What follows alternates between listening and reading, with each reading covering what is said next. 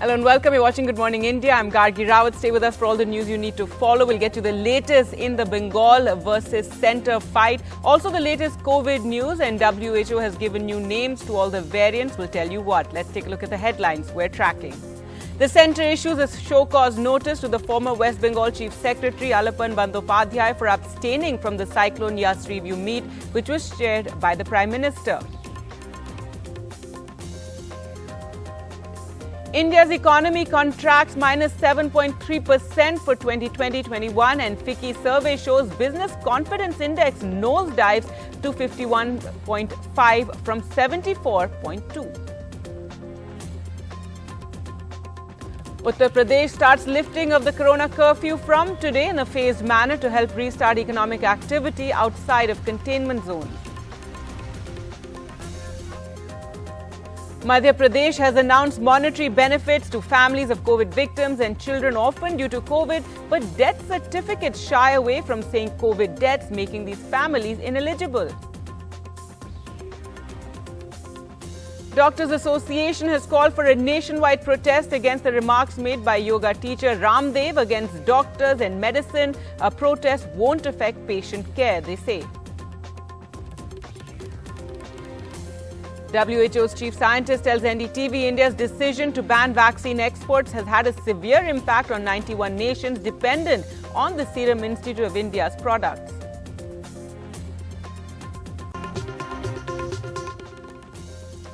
Well, up first, let's get to the latest development in the face-off between the centre and the West Bengal government. The centre has now issued a show-cause notice to the former West Bengal Chief Secretary Alapan Bandyopadhyay for abstaining himself from the Cyclone Yas review meet, which was chaired by the Prime Minister. The centre has invoked Section 51B of the Disaster Management Act against Bandyopadhyay. He has been asked to respond to this show-cause notice within 3 days.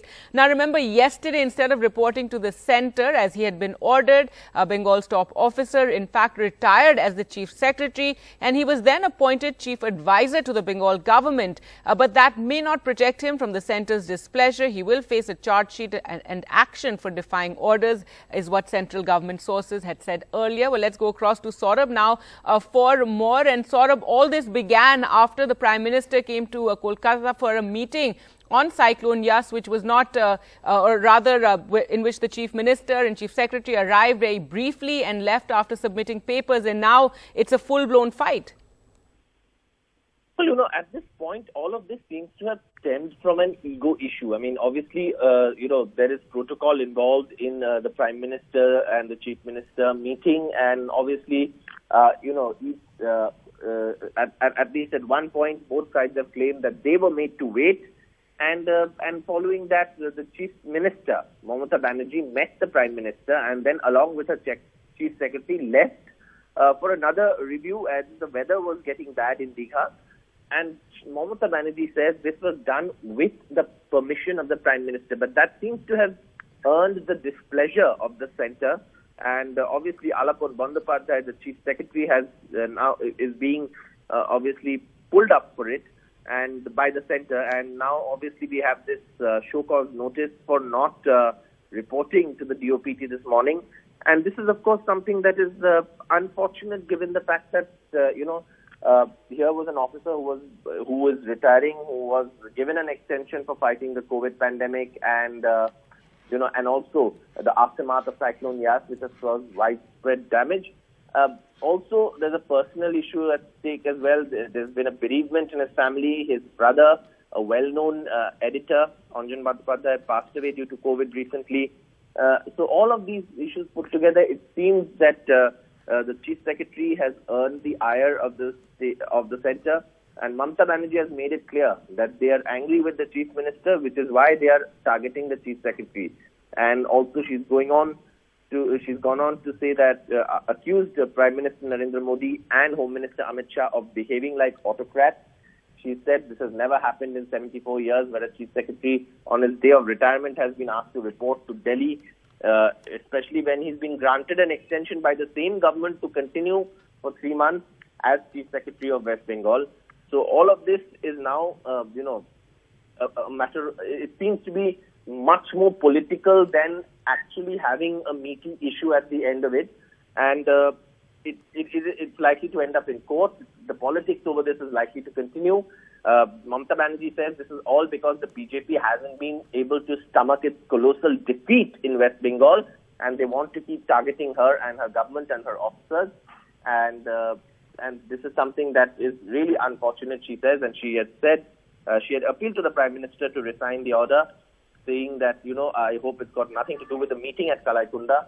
But obviously the centre seems to be, going hammer and tongs against the Chief Secretary. And with the so-called notice now issued to him on the day of his retirement. That's right. That news coming in overnight. So now a fresh show cause notice. It's the new development in this face-off between West Bengal and the centre. As Saurabh was mentioning, Mr. Bandyopadhyay has now been appointed as the chief advisor to the Bengal government for 3 years. That is, he'll continue to work with Chief Minister Mamata Banerjee. Here's a look at this entire face-off. It is very unfortunate, unconstitutional. A stunning denouement to the tug-of-war between the centre and Bengal over Chief Secretary Alapon Bandyopadhyay. Mamata Banerjee furious, accusing the Prime Minister of using the IAS officer for vendetta against her. इतना निर्दय, इतना निर्मम, Prime Minister मैंने नहीं देखा, Home Minister मैंने नहीं देखा, जो ममता को खिलाफ में है. इसी के लिए उसको चीफ सेक्रेटरी पर उसको ब्यूरोक्रेट्स को भी अटैक करने पड़ता है. The showdown came after the centre's second letter to the Chief Secretary ordering him to report for a new assignment in New Delhi again. The first order had come on 28th May after the controversial Kalaikunda meeting between the PM and CM over Cyclone Yas, to which Mamata Banerjee responded this morning, writing to the Prime Minister saying she could not release the officer, that she had sought and got a 3-month extension for him as he was key to Bengal's fight against COVID. State government did not agree to relieve him on 31st May 2021 as the purpose for which his extension was given still persists. CM West Bengal has written detailed letter to Prime Minister as to why he cannot be relieved. Our priority is COVID. Arvind Kejriwal has voiced his criticism against the centre on the matter. So have many former IAS and IPS officers. The BJP says mountain out of a molehill. Chief Secretary ke deke pathano extension ityadi eta সম্পূর্ণ প্রশাসনিক সিদ্ধান্ত আমাদের পার্টির তরফ থেকে কিছু বলার নেই এটা আইন কানুনেরও ব্যাপার আছে তার মধ্যেই হচ্ছে Technically, Alapon Bandyopadhyay has retired. From tomorrow, he has a new job, Chief Advisor to Chief Minister of Bengal for the next 3 years. Can he face legal action? Will his retirement benefits be held up? Can the state face action for refusing to obey the centre's orders? Answers are clouded. But what is clear is this politically fraught retirement of a civil servant will further embitter the equation between Narendra Modi and Mamata Banerjee. With Saurabh Gupta, Mondeepa Banerjee, NDTV. Well, let's now get you the latest COVID numbers and cases that were reported yesterday were 1,52,734. That's down 7.7%. The daily case count. Deaths were 3,128, down by 9.6%. The number of tests conducted was 16,83,135. The tests are down 18.5%. The positivity rate is at 9.07%. That's less than 10% for the 7th day. And vaccination that took place were 10,18,076. So vaccinations have come down significantly for those 24 hours. They're down by 66.4%. That's a huge worry. Now, of the 54,710 deaths in the last 2 weeks, 3 of every 4 happened in these particular states. While overall India is now finally seeing a dip, just 1.3% in the last 2-week death count. However, worryingly, 5 of these 10 are showing substantial rise, with the worst hit being Tamil Nadu and Kerala. The government on Monday faced several tough questions about its COVID vaccination policy, with the Supreme Court flagging various flaws in the inoculation drive, criticized the differential pricing, shortage of doses and lack of access from rural areas in the country. The Supreme Court said our arms are strong enough to come down on the government if the purpose is to procure vaccine. Why should centre procure only 45 and above age? Why should states pay a higher price? The centre must take over responsibility of one vaccine price for the whole nation. To this, the centre responded, saying the policy is not cast in stone, it's dynamic, and if vaccination is open for all, it will be overcrowded. The centre has been given 2 weeks now to respond to these issues and concerns that have been raised. The Uttar Pradesh government has decided to relax restrictions in districts that currently have less than 600 active COVID cases starting today. Districts with bigger cities such as capital Lucknow, Noida and Ghaziabad, where active case count is higher, won't see relaxations in the curbs for now. According to a government notification, markets in districts having less than 600 active cases can now open from 7 a.m. to 7 p.m. on weekends. Well, let's go across to NDTV's Alok Pandey now for more on this story. And Alok, the weekend curfew, however, will continue. Well, yes, the weekend curfew will continue in all 75 districts of the state, despite the fact that restrictions are being eased from today in 61 of them. Also important, Gargi, that in urban centers, the major urban centers like Lucknow, Varanasi, Noida, the restrictions are not being eased, and that is because the caseload, the active caseload here of COVID is more than 600 cases. So the criteria that the state government has is that any district that sees less than 600 active cases of COVID can ease these restrictions. Schools, colleges will continue to be shut across the board. So will gyms, malls, etc. But in the districts where these curbs are being eased, industrial units can open up, etc. So a whole range of relaxations. Markets, for instance, can open up from 7 a.m. to 7 p.m. That's one aspect of the story. The other thing that's happening from today is that the UP government says they're going on this massive vaccination drive where they plan to give out 1 crore inoculations in June itself. Now, in terms of absolute numbers, that's a huge number. But again, it will be interesting to see how many they manage to fully vaccinate by the end of the month, given that at the moment, the number of fully vaccinated people in Uttar Pradesh stands at an abysmal 35 lakh, 36 lakh figure, which is hardly anything for a population of 23 crores. The third thing that I just want to briefly mention is this procurement drive by the government that was so hyped at the beginning of this month, if you remember, Gaji, when governments like the government of Uttar Pradesh gave out these global tenders for the procurement of vaccines. Now, what they've had to do is that they've had to extend the deadline for the submission of bids twice. The last time it happened was yesterday, when they extended the deadline for the submission of tenders from the 31st of May to the 10th of June, and this was the second extension they had to give in a month. So that then begets the question whether there are any takers for this global tender that was floated for vaccines by the UP government and was so hyped by the government and its spokesperson. All right, Alok, thanks so much for joining us with those details. So, easing of restrictions in Uttar Pradesh from today. Now, in an announcement in Delhi, the Delhi government has amended the excise policy, now allowing for home delivery of Indian liquor and foreign liquor. So, that announcement coming in today. In fact, websites will be allowed to for you to place orders for liquor, and apps will also be there, and this perhaps is to reduce the crowding that one sees at liquor vends. Now, the Federation of Resident Doctors Association has given an announcement to observe June 1st as a nationwide Black Day after remarks made by Ramdev last week. The Federation says the remarks made by the yoga teacher Ramdev on doctors in modern medicine as insensitive and derogatory and unscientific, and have demanded for an unconditional open public apology or action against him under relevant sections of the Epidemic Diseases Act of 1897.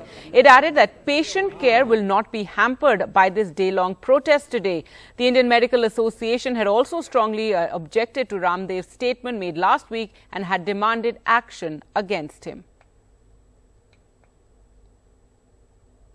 Welcome back. Now, first it was Delhi, then the centre, and then states like Assam, and now Madhya Pradesh has announced monetary benefits to COVID victims who've lost their lives and children orphaned due to COVID. While the announcement sounds good on paper, the real question is how will this translate into cash in hands for those who need it the most? This next report by NDTV's Anurag Dwari points out how in Madhya Pradesh, death certificates shy away from saying COVID deaths, perhaps to underreport numbers, and as a result, make these families ineligible for any compensation. 16-year-old Hanushish lost both his parents to COVID in April this year. His father, an LIC agent, and his mother, an assistant professor at a government college in Betul, died within a few days of each other. Hanushish also tested positive after he recovered. He did the rounds of the Bhopal Municipal Corporation for a death certificate. But the certificate he has received does not mention that his parents died due to COVID. Hanushish has no proof and no means to access the government help promised to children like him, orphans of the pandemic. Hospital के द्वारा हमें जो certificate मिला उसमें हमें Covid positive बताया गया। सरकार हमें जो सामान्य मृत्यु प्रमाण पत्र दिया है उसमें साइड में ये लिख दे कि वो जो पेशेंट की मृत्यु हुई है उनका कोरोना से निधन हुआ है, ताकि जो सरकार की योजना है उसका मेरे को लाभ मिल सके। The government has promised to help orphans like Hanushish. 1 lakh rupees in compensation for next of kin of COVID victims. 5 lakh rupees to government servants' families who died due to COVID. A government job in lieu of the family member who has died. And for orphans, 5,000 rupees per month and free schooling and ration. ऐसे परिवारों को 5,000 रुपया प्रति माह pension दी जाएगी ताकि बच्चों को जीवन यापन के लिए परेशान ना होना पड़े। ऐसे सभी बच्चों के शिक्षा का निःशुल्क प्रबंध किया जाएगा। पात्रता ना होने के बावजूद भी ऐसे परिवार को फ्री राशन दिया जाएगा। According to official figures from the 1st of March, 8,019 people have died due to COVID, but in Bhopal alone. Till the 15th of May, 4,065 deaths have been reported. Perhaps an indication of COVID deaths not being added in the total tally. Unending problems because of the COVID-19 pandemic, from getting admitted to a hospital to medicines. In Madhya Pradesh, families who lost their nearer and dearer ones because of the COVID-19 pandemic are facing difficulties in even getting the death certificates. In Bhopal, with camera person Rizwan Khan and Anurag Dwari for NDTV. Now, the Supreme Court put on hold Andhra Pradesh's action against 2 TV channels and issued a notice to the state government asserting it's time we define limits of sedition. The Andhra Pradesh government should not take any coercive steps against the channels, is what the Supreme Court said. The Andhra Pradesh government's act of filing sedition cases against the channels is muffling channels. It's time the court defines sedition, is what Justice Chandrachud said. The top court today said it's time Supreme Court defines sedition. Sedition is words or acts intended to encourage people to act against the government, which has often been misused by the governments to muzzle the press and freedom of speech. The court said this while granting relief to 2 Telugu channels who had been booked by the Andhra Pradesh government.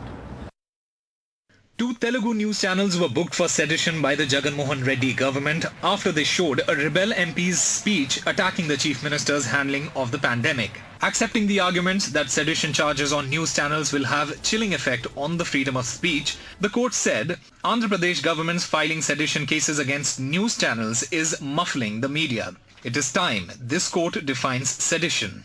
We are of the view that provisions require interpretation, particularly on the issue of rights of press and free speech, even those that may be critical of the prevailing regime in any part of the nation. What is needed now is a provision for a prior sanction before proceedings are initiated against the fourth estate, both print and the visual media. The other 3 organs of state have measures to protect themselves, but the fourth estate is very often left to fend for themselves after the damage is done. A new database suggests surge in sedition cases. Over 10,000 people have been charged with sedition in the past 10 years, and over 400 booked for criticizing politicians and the government. But does sedition cases violate Supreme Court guidelines? Well, criticizing the government in strong terms cannot be considered seditious. Casual raising of slogans is also not sedition unless those slogans created law and order problems. In fact, hearing another case on COVID vaccines, the judges referred to these pictures shown on NDTV among others. Justice Chandrachud said, there was a picture of body being lifted and thrown into the river. I don't know whether complaint of sedition was filed against the news channel for showing it. Governments have been using sedition charges against media as a weapon. Now the Telugu channel's plea will strengthen the existing case in which the top court has sought the centre's response on the validity of sedition law on a plea by 2 journalists. In New Delhi, Arunachalam Vaidyanathan, NDTV. After the Delhi High Court rejected a challenge to the Central Vista project, Union Minister Hardeep Puri addressed a press conference where he said a false narrative was being propagated over the plan and that no heritage building would be touched. He also defended the cost of the big-ticket makeover and said it had no bearing on procurement of vaccines. 13,400 का एक मोदी महल बनाया जा रहा है. अरे भाई साहब, ये फिगर्स कहां से आ रहे हैं? और सेंट्रल विस्टा एवेन्यू में का उनमें अंतर जो है वो भी नहीं मालूम.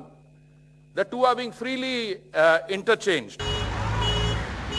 The centre today defended the controversial Central Vista construction after the Delhi High Court's go-ahead and fining the petitioner 1 lakh of rupees. The Central Vista project has been criticized by many on various grounds, including the opposition, who feel that the resources that have been used should have been diverted for the COVID pandemic, especially since the centre is only bearing 50% of the cost for the vaccinations. आज भी अब 3.25 लाख लोग देश में जान गंवा चुके हैं. न्यूयॉर्क टाइम्स का आंकड़ा है कि ये सरकार का आंकड़ा झूठा है. उनके अनुसार 42 लाख लोगों ने कोविड में अपनी जान गंवा दी है और आप अपने लिए मोदी महल बना रहे हैं उन सब के बीच में. कई महीनों से The Urban Development Minister Hardeep Puri said a false narrative has been portrayed and there will be enough money for vaccines and advance payments have been made till August and there will be enough of vaccines for everyone by December. 20,000 crore का खर्चा आप महामारी के दौरान कर रहे हैं. इस पैसे को आप लगाइए वैक्सीनेशन प्रोग्राम पे. वैक्सीनेशन प्रोग्राम पे भी I am quite happy to answer question. 35,000 crore केंद्रीय सरकार ने वैक्सीनेशन प्लान के लिए.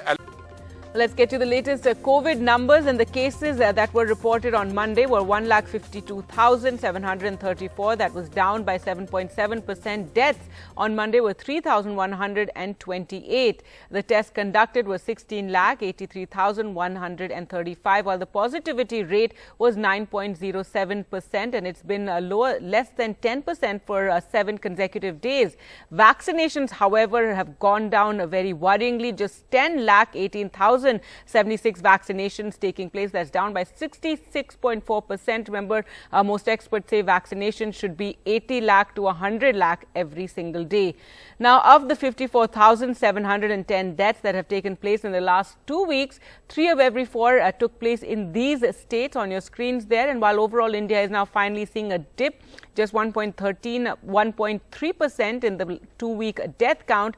Worryingly, 5 of these 10 are showing substantial rise, with the worst hit being Tamil Nadu and Kerala.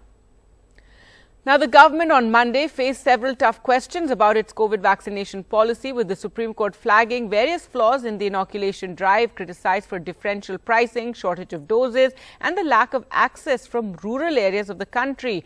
The court said our arms are strong enough to come down on the government, and if the purpose is to procure vaccines, why should the centre procure only for those 45 years and above? Why should states pay a higher price? The centre must take over responsibility of one vaccine price for the whole nation. The centre responded saying the policy is not cast in stone, it's dynamic, and if vaccination is open for all, it will be overcrowded. The centre has been now given 2 weeks to respond to issues and concerns that have been raised. India's decision to ban vaccine exports has had a severe impact on 91 nations dependent on the Serum Institute of India's products, including AstraZeneca vaccine and forthcoming Novavax. With inadequate stocks, these countries, several of them in Africa, remain extremely susceptible to new strains of COVID. That's what the World Health Organization has said. How badly has COVAX, the international facility backed by the WHO, been hit by India's inability to export vaccines presently? The COVAX facility is quite dependent on supplies from India, particularly from the Serum Institute, both for the Covishield vaccine as well as for the Novavax, which is coming up in the next couple of months. And so the supplies to COVAX have been very severely impacted by the inability of the Serum Institute to provide doses. And we are hoping that in the coming months, as the production capacity goes up for at the Serum Institute, that they will be able to again, restart supplying COVAX. Meanwhile, of course, COVAX is also expanding its portfolio and going ahead with deals with multiple companies so that the supplies are constant. Now, in the immediate run, would you have an estimate on how many countries have been impacted as a result of the export ban in India? It's a very large number. We have 91 countries in the AMC group. India is a 92nd, so we call it as an AMC 92, but the 91 other countries are all impacted by the shortage of supplies, and particularly since the AstraZeneca parent company has not been able to compensate for the doses that have not come from Serum.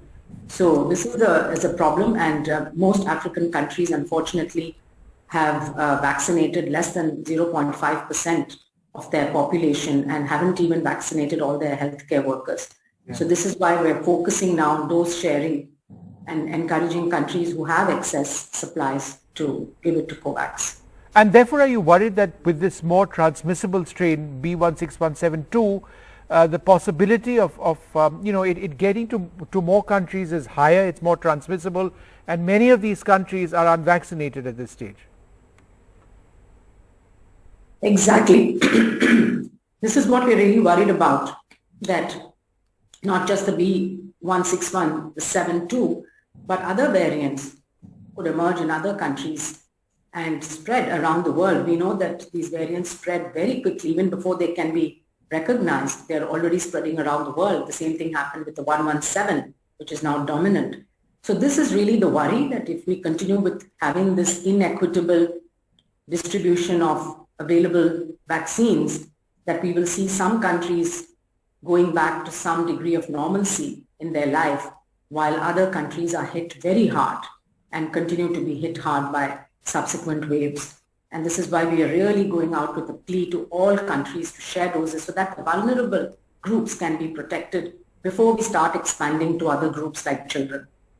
So how key is the development of a single dose nasal vaccine, particularly for countries like India, which have a huge debt burden, which have a huge population burden, in order to obviously get people vaccinated faster? So a vaccine that can be administered without an injection, either an oral vaccine or a nasal vaccine which can be given by drops or by a spray, would be fantastic, because it would make delivery so much easier. Right. It would also have the advantage of creating immunity in the upper respiratory tract, mucosal immunity. And so it might actually work quite well at preventing infection as well as at preventing disease. So it's very exciting to see the developments in the nasal vaccines, and we have at least two candidates in India, from Bharat Biotech and from the Serum Institute, that are advancing, that have gone through phase 1. And we're hoping that we can quickly move them into phase 2 and 3 trials in order to see the results, because ultimately you do have to study the efficacy as well as the safety. But it would make a huge difference. It would be possible to scale up vaccination campaigns and programs significantly, and also to administer, and you don't need the workforce that you would need for the injectable vaccines. So it's encouraging. The early results from animal studies are very encouraging, but we need to look at the phase 2 and 3 human trial results before we can be absolutely sure.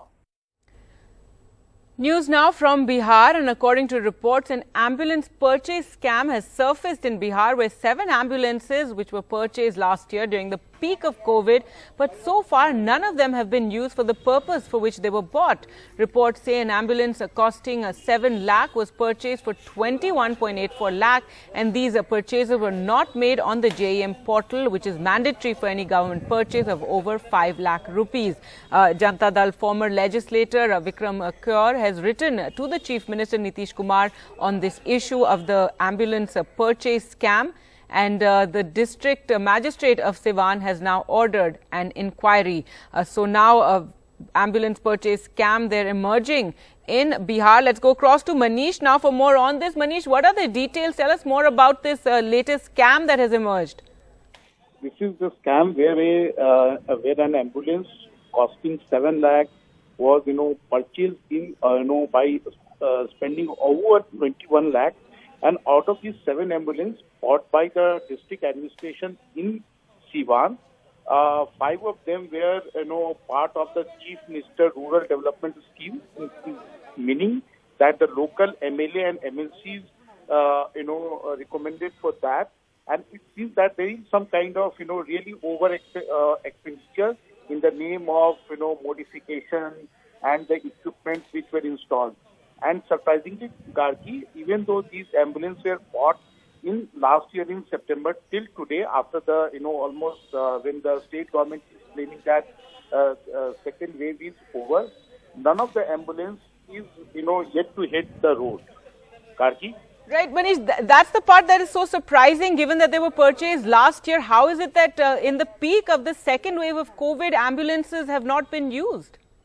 See, that is what happens whenever, the district administration or the state government buys ambulance, and especially under the, Chief Minister Developmental Scheme, where, the MLA or MLC, they recommend purchase of ambulance, because the district administration always says that, even though an ambulance has been purchased, but they don't have the driver or the technical staff to run these ambulances. And that is why hundreds of ambulances you will find in any state, especially in Bihar, lying, parked here and there.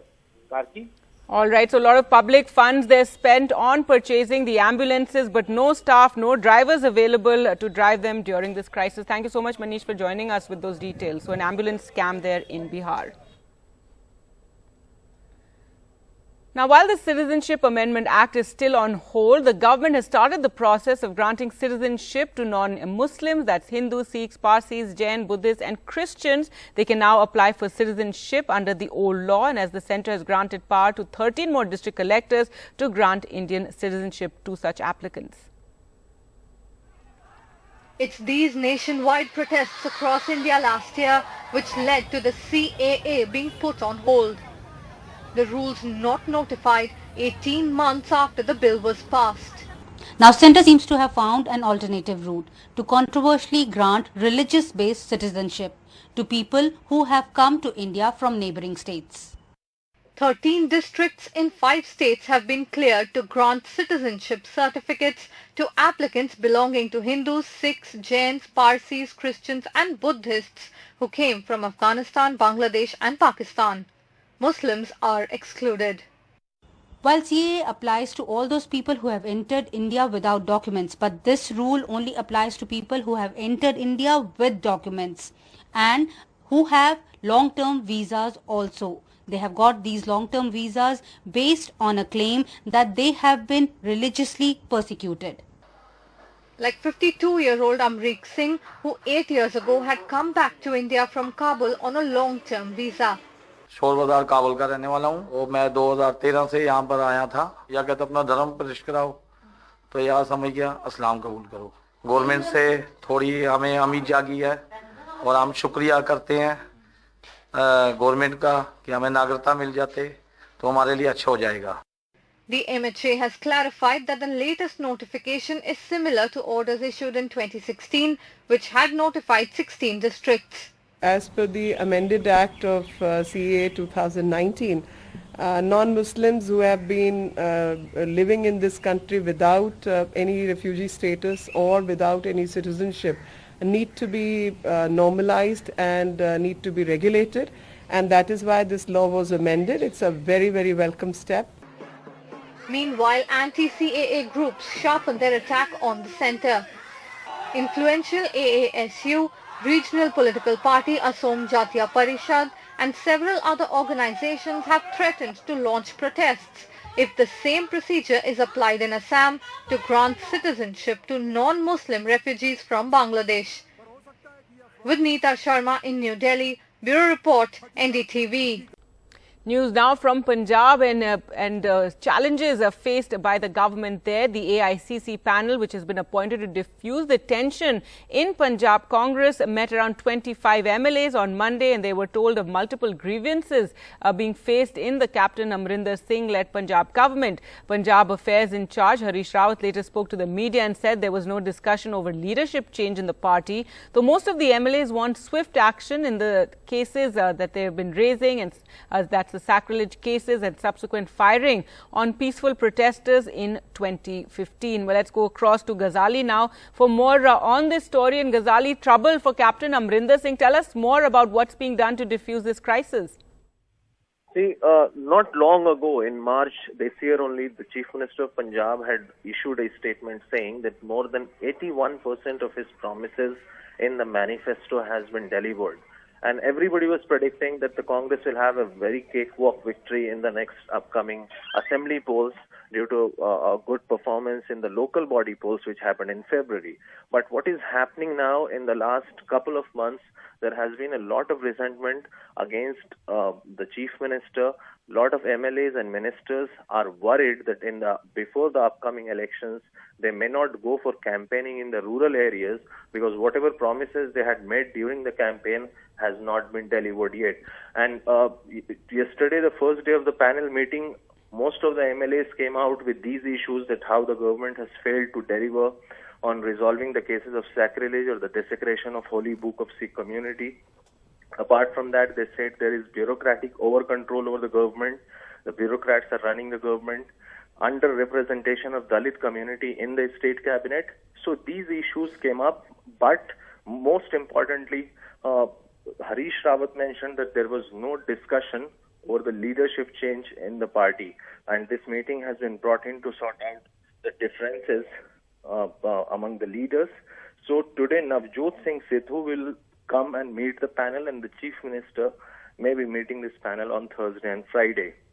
And what the sources are hinting is that this panel, after meeting all the MLAs, ministers, MPs, and Chief Minister, will send its report to the High Command or the AICC President on what needs to be done to diffuse the tension. So sources are confirming that panel may recommend that there should be 2 deputy chief ministers to iron out the entire crisis in Punjab Congress. All right, Ghazali, thanks so much for joining us with those details.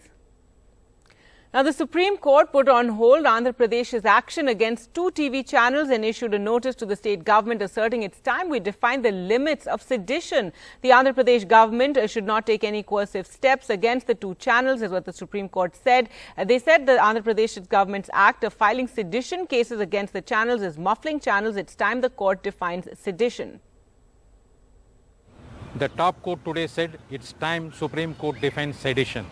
Sedition is words or acts intended to encourage people to act against the government, which has often been misused by the governments to muzzle the press and freedom of speech.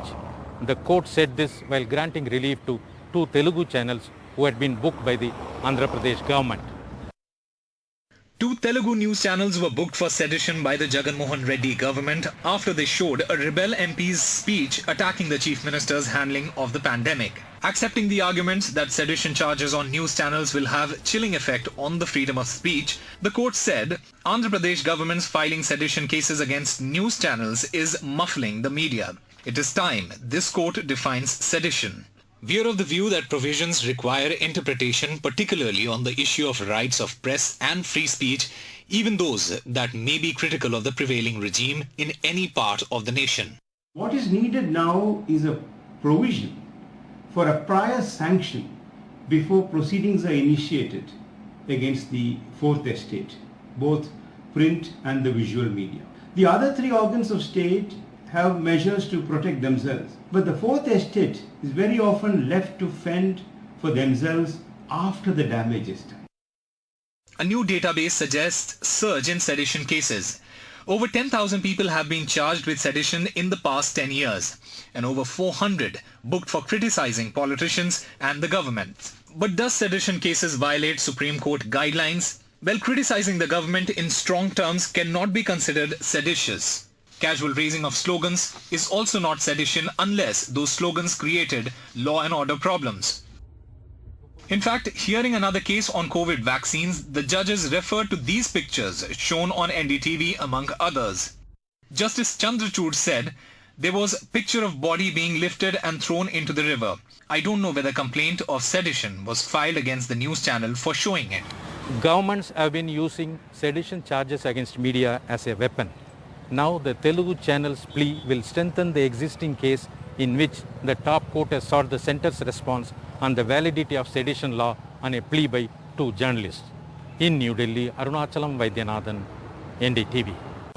Hello and welcome. You're watching Good Morning India. I'm Gargi Rawat. Our top story, the latest in the face-off between the centre and the West Bengal government. Alapan Bandyopadhyay, the officer in the core of the latest flashpoint between Bengal Chief Minister Mamata Banerjee and Prime Minister Narendra Modi, has now been served a notice by the centre for skipping a meeting which was chaired by the Prime Minister. Mr. Bandyopadhyay retired yesterday as Bengal's Chief Secretary, and he was immediately appointed the Chief Advisor to the state government by Mamata Banerjee, who had refused to release him after the centre ordered his transfer on Friday.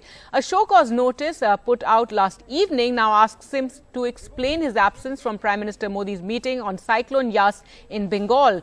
The centre has served the notice under the Disaster Management Act and has asked Mr. Bandyopadhyay to respond within 3 days. Well, let's go across to Saurabh now for more. And Saurabh, this is the latest development in this face-off that has been building since last week when that meeting took place in Kolkata.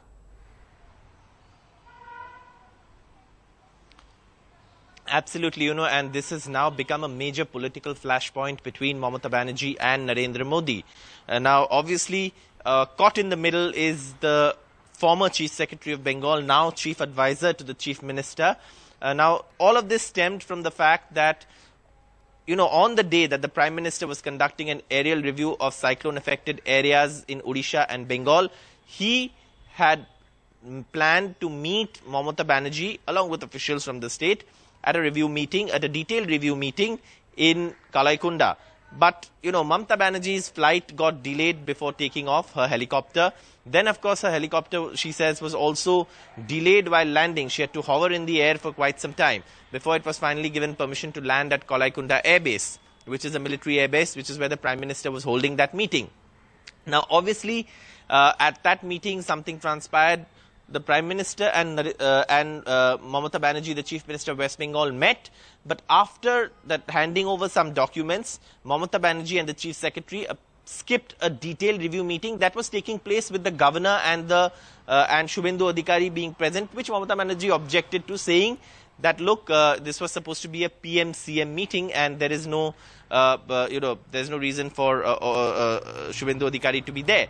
Now, obviously, this is something that perhaps has angered the BJP and the centre, and they've called it arrogant, and petulant. They've used those words, several BJP leaders. But at the same time, Mamata Banerjee says that, look, I met the PM, I took permission from him, and only then I left, with my officials. And the only reason I left early is because the weather was not good that day, and I had to reach Digha because I had cyclone meetings planned there as well.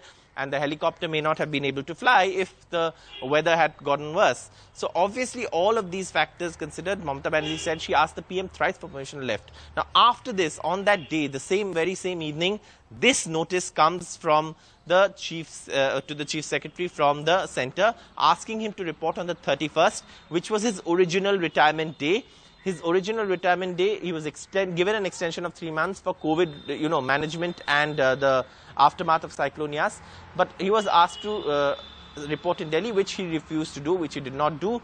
He retired on his superannuation day and has now been appointed the Chief Advisor to the Chief Minister. But in all of this, the political, of course, flashpoint is there. The Mamata Banerjee has hit out at the Prime Minister and Amit Shah, saying that they are behaving like autocrats, and never in the history of India has a top officer of the state been called back like this. And she has also said that, I hope it was nothing to do with the meeting, but now the centre has made it clear that it was in fact to do with the meeting, that the Chief Secretary missed a meeting. So the politics will continue over this. Unfortunately, a bureaucrat also caught in the middle, simply because he has not reported to Delhi on that day. Now, obviously, Mamata Banerjee has said she will back her bureaucrats and stand up to this kind of badgering by the centre. And the last point is, Mamata Banerjee says all of this is happening because the BJP hasn't been able to accept defeat in West Bengal, and they want to continue targeting her. All right, so in the midst of a cyclone relief and a COVID challenge, this latest fight between West Bengal and the centre with the bureaucrat at the centre of it, and the centre also now sort of revealing that indeed it is the meeting that has upset them, and now this show cause notice being issued to him. Thanks so much for joining us with the latest developments there. Now, owing to the decline in new coronavirus cases, the centre has now restored oxygen supply to industries on a temporary basis. Remember, oxygen had been diverted from industries for medical use. Other industries have been allowed the use of industrial oxygen. The Uttar Pradesh government has decided to relax restrictions in districts that currently have less than 600 active COVID cases. Starting from today, districts with bigger cities such as capital Lucknow, Noida and Ghaziabad, where active case count is higher, won't see any relaxations in the curbs for now. Well, let's go across to Alok for more. And Alok, give us more details about these measures that are finally being lifted from today. So what's happening is that the restrictions are being lifted from 61 out of 75 Uttar Pradesh districts. These are districts that have a caseload of COVID which is less than 600 active cases, which also then means that bigger urban centers like Lucknow, like Noida, like Varanasi, at the moment will not see any lifting of restrictions. In fact, I saw on ANI that the Noida administration had in fact gone ahead and imposed curbs on the gathering of people till the 30th of June, meaning that it may take some more time before they decide to relax these restrictions. The caseload there is still a lot, include like in capital Lucknow. That's one aspect of it. Schools, colleges, gyms, malls, they continue to remain shut across the board. But in the districts where restrictions are being eased, private offices, industrial units, markets, they can all open. That's by and large what is happening. The other aspect of this story is the fact that the UP government said they're going to embark on a major vaccination drive in June, Gargi, and they aim to inoculate 1 crore people. Now, in terms of numbers, this is a big number, but what they might also want to look at is the number of people they've managed to fully vaccinate against COVID in the last 3-4 months. That number still stands at an abysmal 35-36 lakhs, which is hardly anything. The third aspect, and this is interesting, is the fact that they had also called, if you remember, at the beginning of May, this global tender for procurement of COVID vaccines, and there was a lot of halla around it, for want of another word. And what has happened is that yesterday they've had to extend the deadline for the submission of tenders for the second time. So yesterday they have extended by 10 days to the 10th of June. And this then puts a question mark on whether there are any takers for this global vaccine tender that was created with so much of publicity by the UP government. All right, Alok, thanks so much for joining us with those details. So the first step in unlocking begins in UP today. Now, first it was Delhi, then the centre, and then states like Assam, and now Madhya Pradesh has announced monetary benefits to COVID victims who've lost their lives, for their families and children orphaned due to COVID. Now, while this announcement sounds great on paper, the real question is how will this translate into cash in hands for those who need it the most? This report by Anurag Dwari points out how in Madhya Pradesh, death certificates shy away from saying COVID deaths, perhaps to underreport the numbers, and as a result, making these families ineligible for any compensation. 16-year-old Hanushish lost both his parents to COVID in April this year.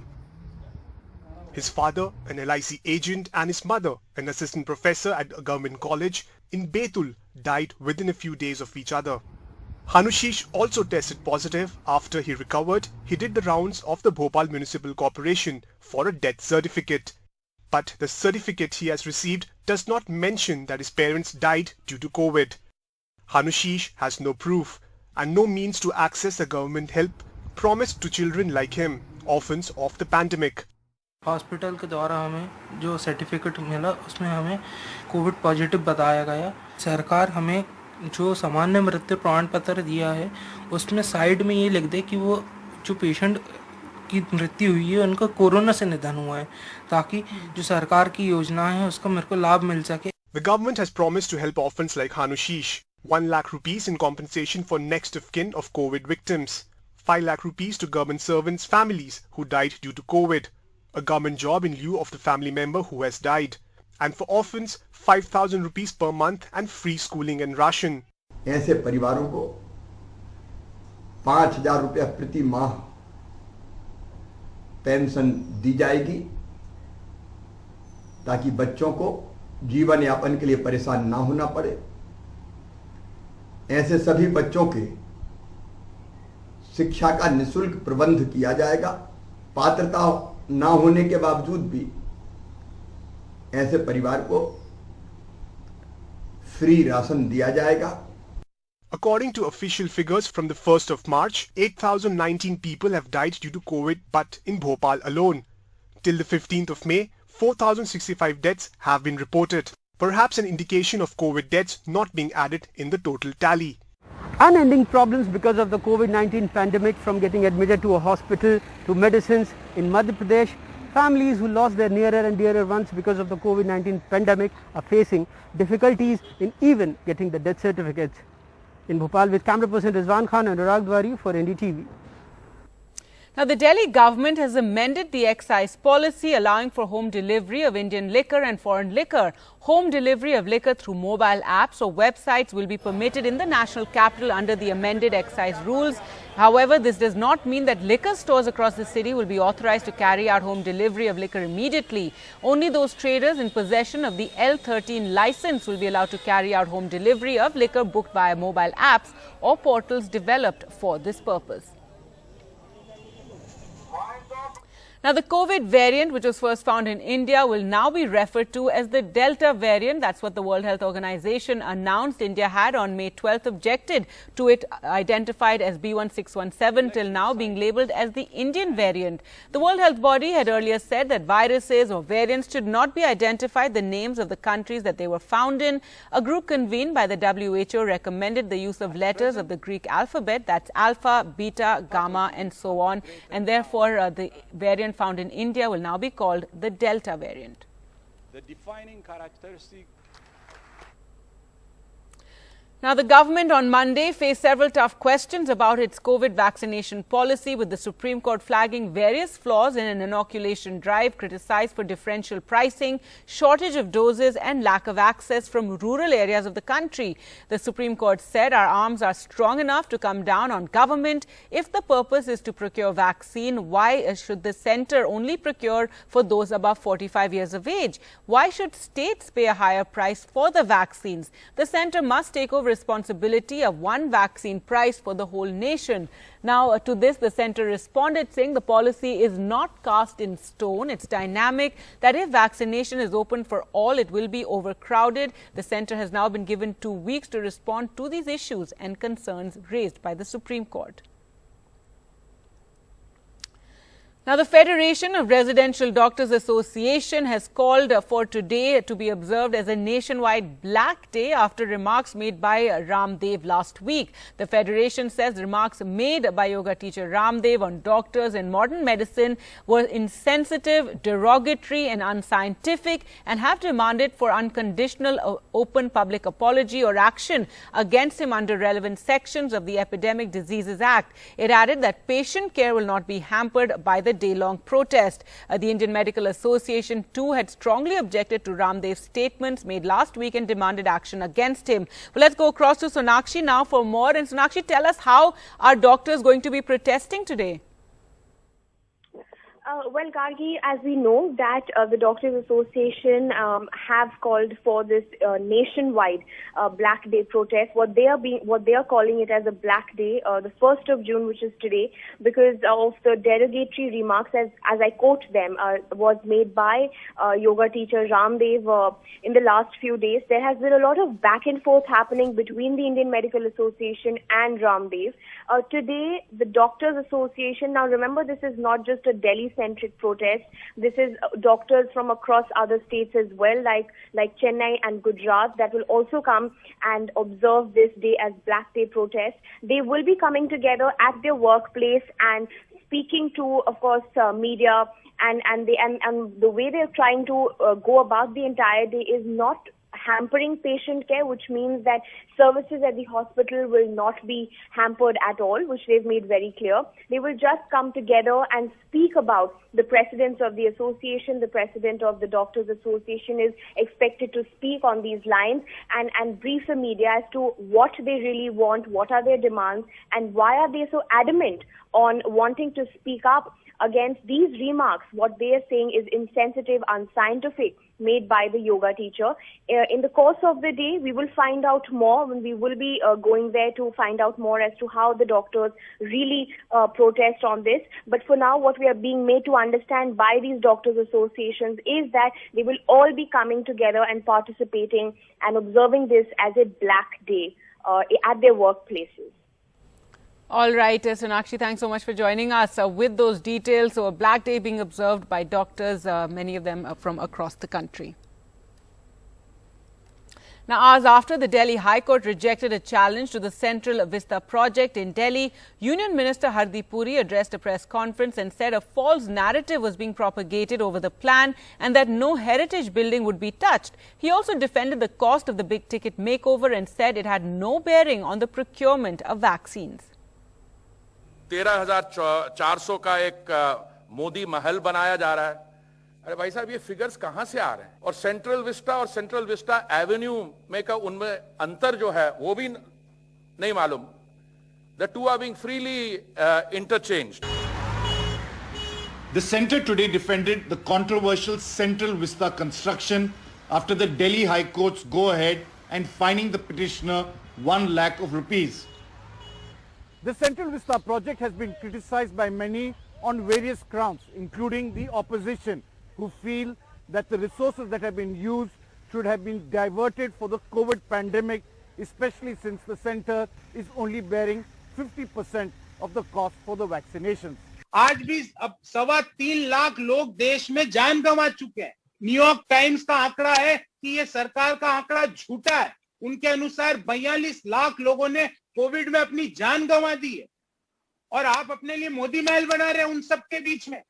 कई महीनों से The Urban Development Minister Hardeep Puri said a false narrative has been portrayed and there will be enough money for vaccines and advance payments have been made till August and there will be enough of vaccines for everyone by December. 20,000 crore का खर्चा आप महामारी के दौरान कर रहे हैं. इस पैसे को आप लगाइए वैक्सीनेशन प्रोग्राम पे. वैक्सीनेशन प्रोग्राम पे भी I am quite happy to answer question. 35,000 crore केंद्रीय सरकार ने वैक्सीनेशन प्लान के लिए एलोकेट किया है.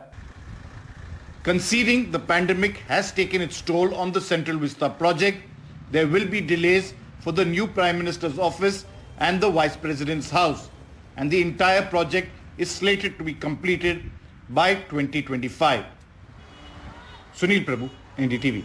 Welcome back. Well, let's now take a look at the GDP data that was released yesterday. So let's take a look at this graph. And in 2014, India registered a 7.4% growth of the GDP. But now, after the numbers released yesterday for the third quarter show a contraction of 7.3%. So the economy, the GDP has contracted by 7.3%.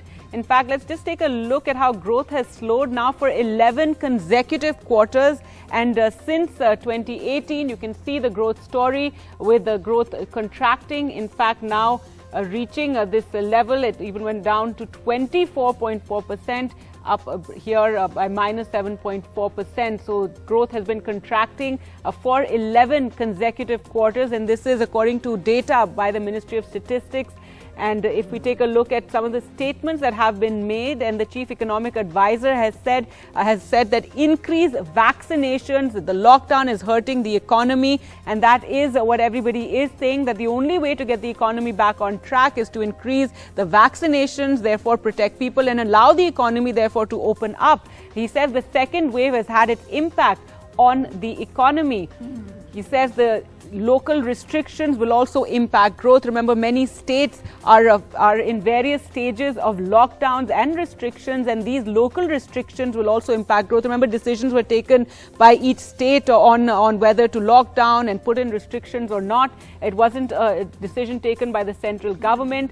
The chief economic advisor also says that agriculture has been the one silver lining in the midst of all this gloom and doom on the economy front, with GDP contracting. And he said that vaccination pace should increase for the sake of the economy as well. And this is something all experts have also been pointing out, that we need to really pick up the pace of the vaccinations if we're going to get out of this economic mess that we find ourselves in. And that is the only way that you can open up safely and allow all economic activity to take place. So the vaccination pace should be increased, is what the chief economic advisor has said. But do remember, yesterday India recorded just around 10 lakh vaccinations given in a single day, which is very, very worrying, as all experts have said that India should be, in fact, giving around 80 lakh to 100 lakh vaccines per day. Remember, all states are complaining of a vaccine shortage currently, though the government has promised that in June they are going to get more supplies. They've also promised that by the end of the year, all adults will be vaccinated. The chief economic advisor is saying the vaccinations will enable the economic recovery, and this is something that all experts have also pointed out to. So, another warning from FICCI, which has said that general pessimism about economic prospects, that there is this general pessimism about India's economic prospects, and that overall business confidence has nosedived. So that is very worrying, that overall business confidence has nosedived in the country, and that is a warning coming from FICCI. They've said the business confidence index has fallen to 51.5. As you can see here, it's fallen now to 51.5 from 7.442. That earlier it was 7.42, and now it has dropped down to 51.5. So that is a look at the GDP and what is being said by FICCI.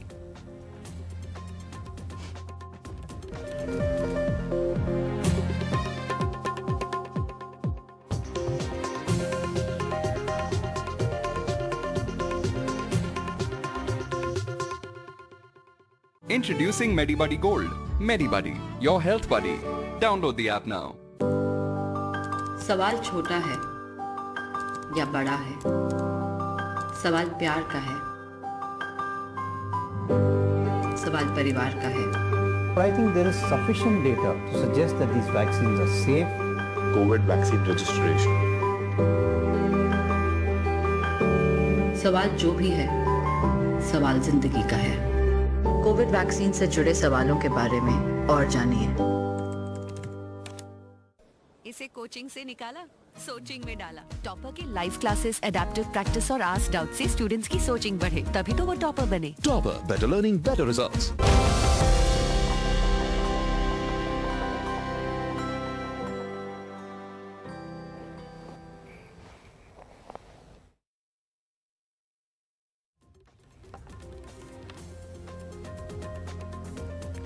Welcome back. Now, our special campaign, Vaccinate India, in partnership with Google. We're discussing questions that you may have about vaccines, questions that you often search for online. And joining us to answer your questions is Dr. Arun Gupta, President, Delhi Medical Council. Thank you so much, Doctor, for joining us this morning to talk about vaccines. And one of the first questions we want to ask you, and this is a question that gets searched a lot online, is what are COVID vaccine side effects?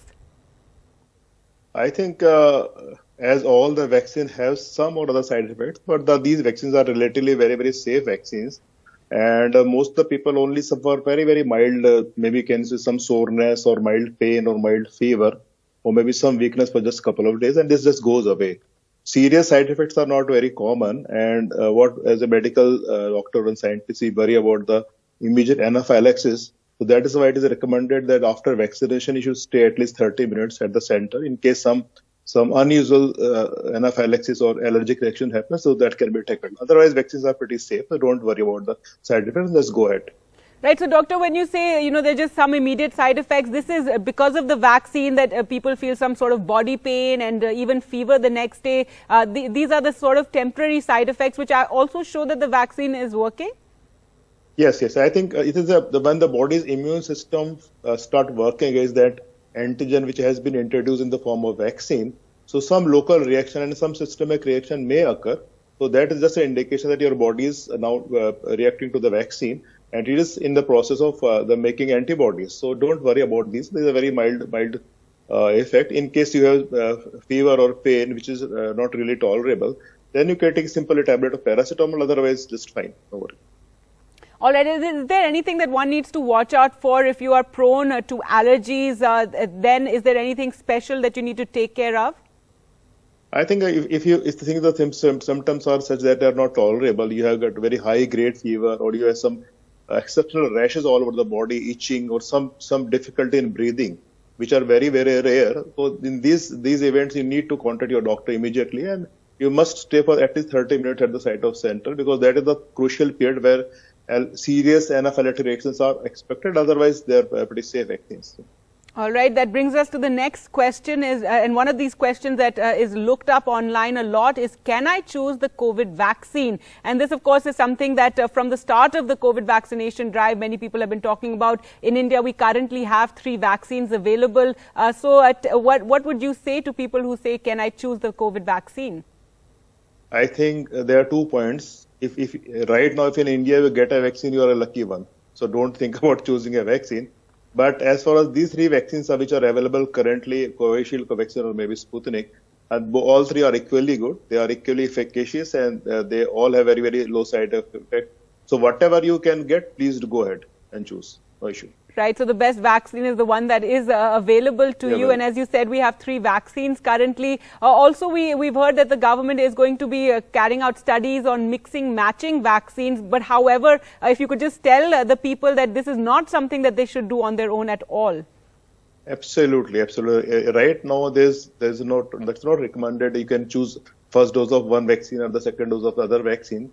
Please do not interchange, please do not mix, because the technology which is used to make these vaccines are different, and we don't have any studies to say about the safety as well as efficacy of vaccines that are interchanged. Please do not mix.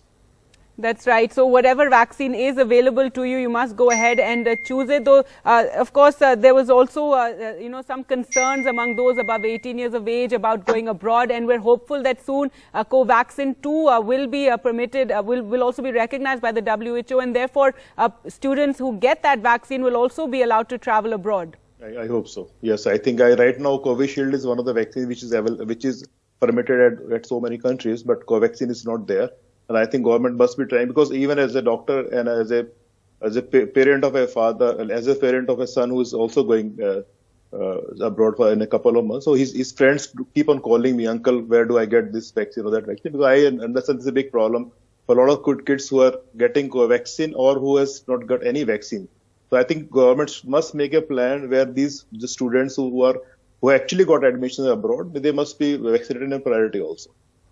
Right. Well, thank you so much, Dr. Arun Gupta, for joining us. And that is something that the government has said will happen very soon. So do remember, just take the vaccine that is first available to you. And that is the best and safest vaccine that you can get.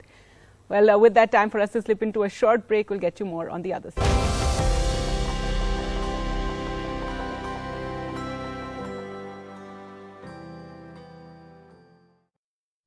Well, let's now get you news from Kerala, and let's get you the details of the COVID data that has been released. And 12,300 new COVID cases have been reported, and there have been 28,896 recoveries as well. The test positivity rate is 13.77%. Let's go across to Sneha for more on this. And Sneha, the positivity rate remains a big worry, but the number of deaths have come down.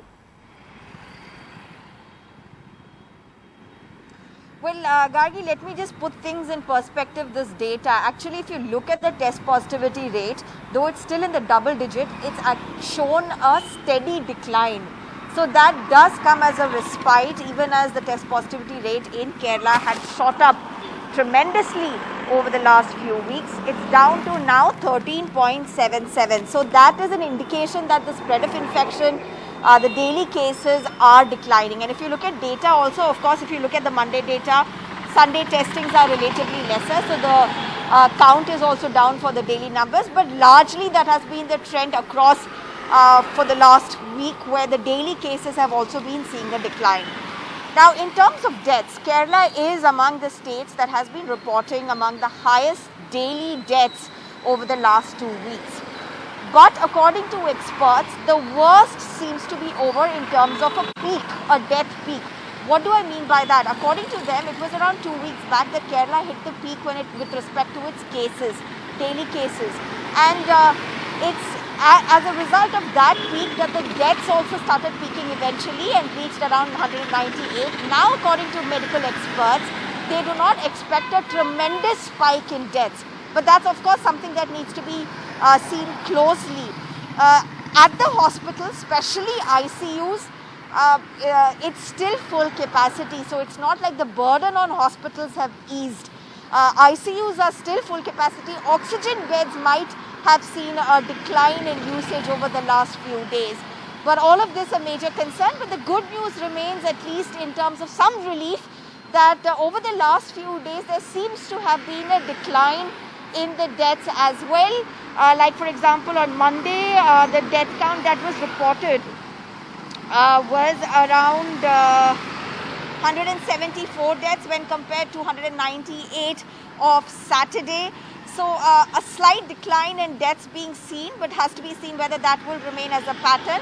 And meanwhile, we leave you with these visuals. More traffic on the road, even though there is a lockdown, because there have been relaxations which have also been pushed into place. Employees, government employees and all can go with 50% capacity. Manufacturing units can function with limited people on board. Service sector still is something that is, work from home. Even walkers, those who want to walk, have been given 2 hours in the morning and 2 hours in the evening to walk in public places. So some relaxations in place. All right, Sneha, thanks so much for joining us with the latest there from Kerala. Now let's go across to Sam, who joins us from Chennai. And Sam, tell us about the numbers there. Well, Gargi, the larger picture is that for the 10th consecutive day, Tamil Nadu registers a slight dip. Over the last 24 hours, 27,936 people have tested positive, and this is around 3.3% less than the numbers the previous day. But the worrying factor is that the mortality rate is also steadily or slightly rising. In the last 2 weeks, there's been a 70% rise in the death count, although over the last 24 hours, the numbers have come down. Officials blame it on two reasons. One, the elderly people, they say many are brought to hospitals quite late after their oxygen saturation level comes down much low, and they want people to bring them to the hospital earliest. Secondly, they also say there is a sense of take it easy kind of attitude among the youngsters. Large number of youngsters also lose lives, and they say the moment youngsters see the first symptom, they ought to get themselves tested, isolate themselves so that treatment can begin early. They also say authorities don't wait till the results are out. They start treating them as suspected cases from the day they show symptoms. But they deny the rise in death is due to either demand for oxygen or shortage of oxygen or shortage of beds. In fact, they say because of steady decline in numbers, at least the regular beds and oxygen beds are vacant to a large extent in hospitals, although ICUs continue to be full. The second worry is, of course, the trend in Coimbatore and in the western region, including districts like Tirupur, Erode and Salem, Gargi. But a short while ago, Chief Minister M.K. Stalin, in a video statement, has cited numbers saying that over the last 3 days, even in these areas, the numbers have been coming down, and he has appealed to people to ensure they follow the restrictions strictly so that the lockdown can be lifted. Already the intense lockdown is on its second week after a 2-week-long lockdown earlier. And he has said if people decide, this can be lifted very easily to ensure Tamil Nadu will be able to get back on path of development and prosperity. And he has also appealed to people to follow these norms and to ensure that the livelihood aspects are taken care of by government. He has cited how the food supplies, groceries are being arranged to be delivered at home. Ration shops are kept open so that people will not have to come out on the street. So the numbers will be again very keenly watched in the coming days. Although at the moment there's a steady marked dip in terms of the overall numbers, except for these small pockets in Coimbatore and Western Tamil Nadu. Gargi. All right, Sam, thanks so much for joining us with the latest from Tamil Nadu. Well, let's now get you the latest COVID numbers that have just come in, and let's bring up those numbers there. In fact, India has reported 1,27,510 new COVID cases in the last 24 hours. The number of deaths have gone below 3,000, 2,795 deaths being reported in the last 24 hours. So COVID numbers are coming in, 1,27,510 cases being reported in 24 hours and 2,795 deaths in the last 24 hours. With that, time for us to slip into a short break. More news on the other side. Stay with us.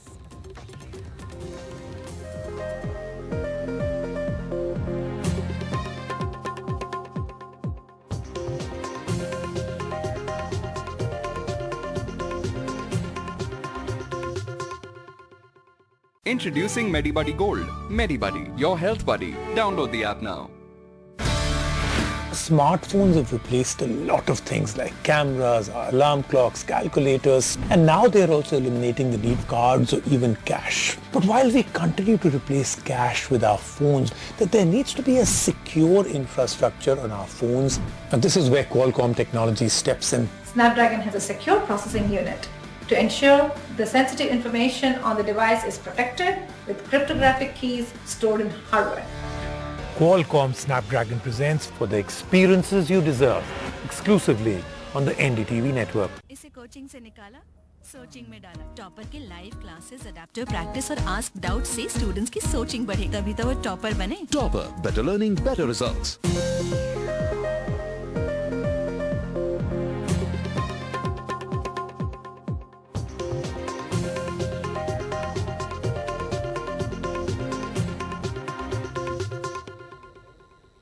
Welcome back. Now, an alleged ambulance scam in Bihar. According to reports, an ambulance purchase scam has surfaced in Bihar, where 7 ambulances were purchased last year during the peak of COVID. But so far, none of them have been used for the purpose for which they were bought. Reports say an ambulance costing 7 lakh was purchased for 21.84 lakh rupees. These purchases were not made on the JEM portal, which is mandatory for any government purchase of over 5 lakh. Janata Dal former legislator Vikram Kher has written to the Chief Minister on the issue, and the district magistrate of Siwan has also ordered an inquiry.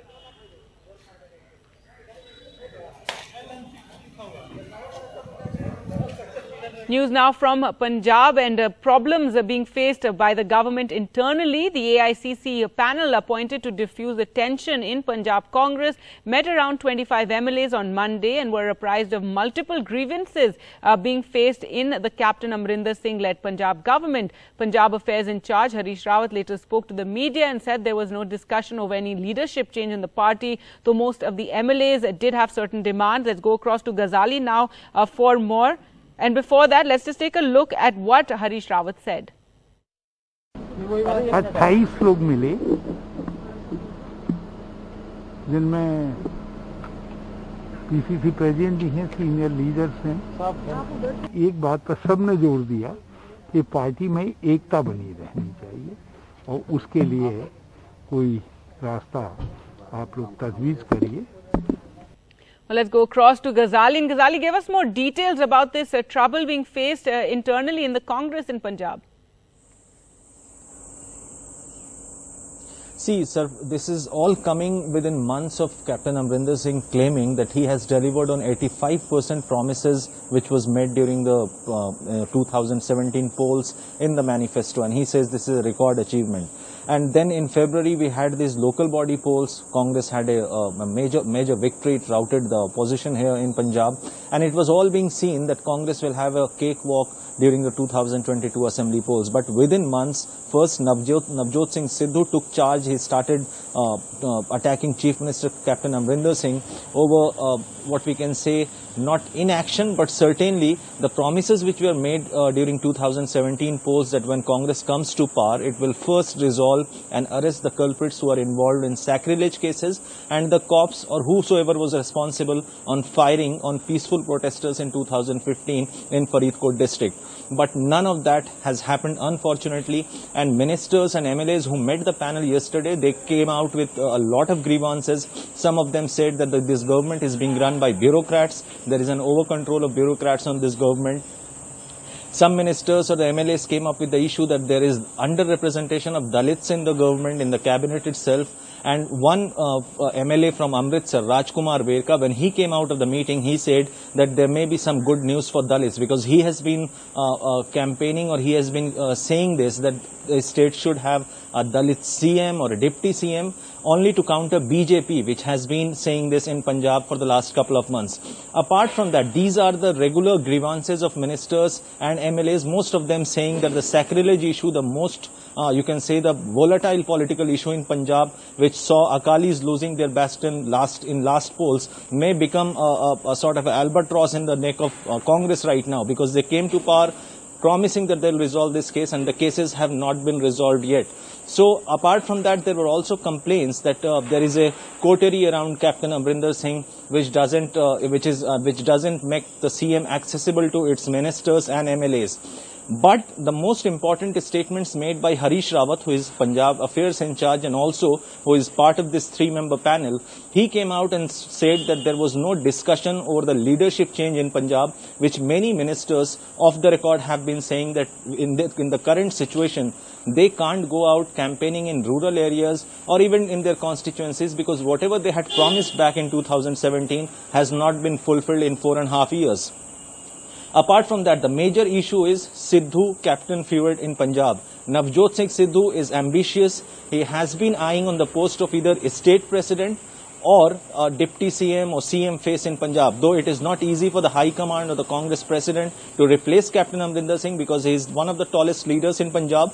But this panel has been meeting, or this panel's responsibility is to gather all the suggestions from the MLAs and ministers and share it with the High Command. So what the sources are confirming is that to accommodate Sidhu, he may be elevated as a state president, and reports are coming in since in many poll-bound states, Congress can go for an organizational change. Navjot Singh Sidhu will be meeting the panel today.